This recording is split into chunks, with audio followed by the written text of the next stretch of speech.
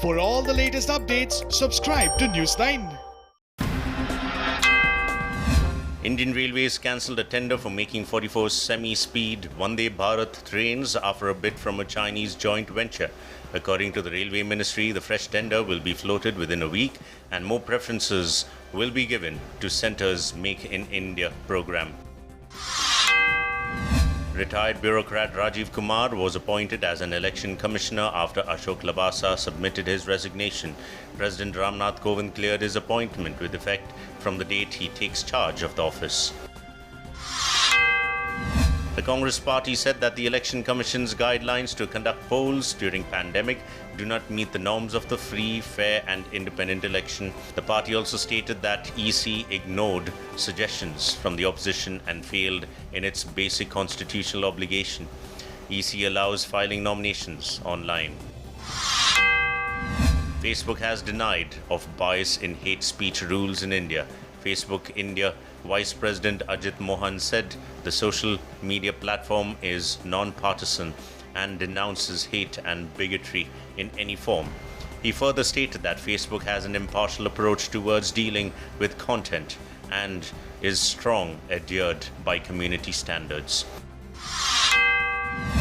The Supreme Court has published a revised order in the Prashant Bhushan contempt of court case. The revised order prominently features Attorney General K.K. Venugopal's name. AG had requested the court not to punish Bhushan.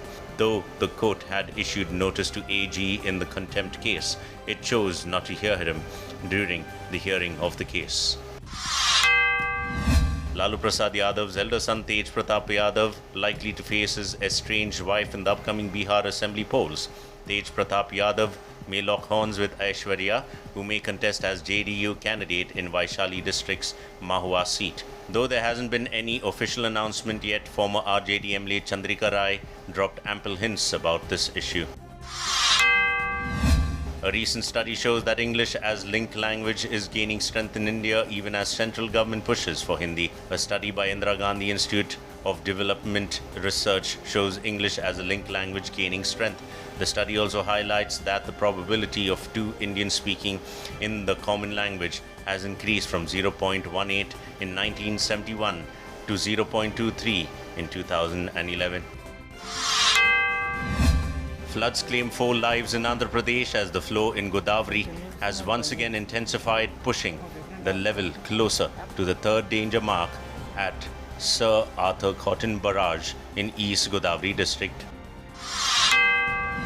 The Uttarakhand government has relaxed norms for shooting films in the state by relaxing the upper limit on the number of crew members for outdoor shoots and constraining the limit for indoor shoots.